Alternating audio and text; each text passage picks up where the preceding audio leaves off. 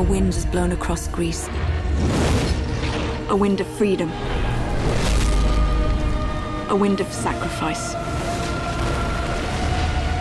A wind of vengeance. 300, Rise of an Empire, goes right alongside the first film. The idea was to create a second story, if you will, to the architecture of the first one. This is a sea battle that takes place in the same 3 days as Thermopylae.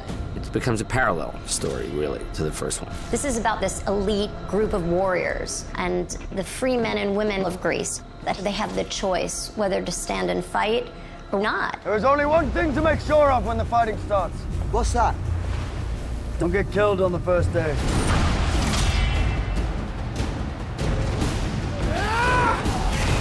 Themistocles was an Athenian general and politician. We must negotiate! Negotiate with tyranny. Give me one example of when that has ever profited a nation. It makes him a very unique character because he lives in two worlds. He's the leader of the free Greeks. He's a very proud man.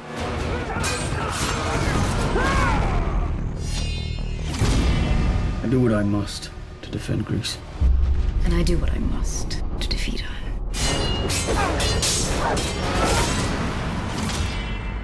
Artemisia, who's this fantastic general who drives an unbelievable army against Greece. Today we will dance across the backs of dead Greeks. It's really simple, just don't mess with her. She's going to bring all of hell with her. I did a bit of research on the battles and on my character Artemisia. Her whole family got killed by Greek soldiers, so she has that need for revenge.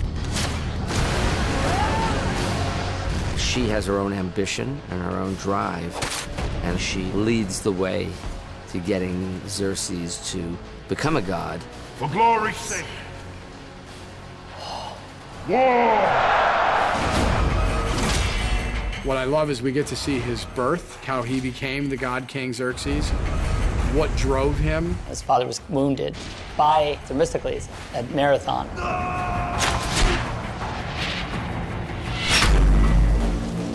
We have an understanding of Xerxes' personal dilemma in the death of his father.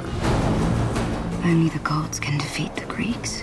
You will be a god king. Xerxes is left with that huge responsibility, and he goes through a transformation process. And there is a graphic quality to how evil and how cruel, and in many ways, this is his story. Nothing will stop the march of my empire. Queen Gorgo is one of the strongest characters in the entire landscape. We are not interested in a united Greece. That is your dream, Themistocles, not ours. She's a politician and a warrior.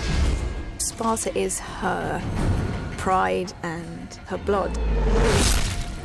Shall I put swords in the hands of my son, our children? Would that please you? She reminds us what the stakes were for the Spartans. Avenge him. We will face the monster that casts a shadow across our land. There's more scope, a bigger story to tell. I will attack the Greeks with my entire navy. It is epic, it's cool, it's modern. It's love and hate and war. Brutal, violent, it's fantastic.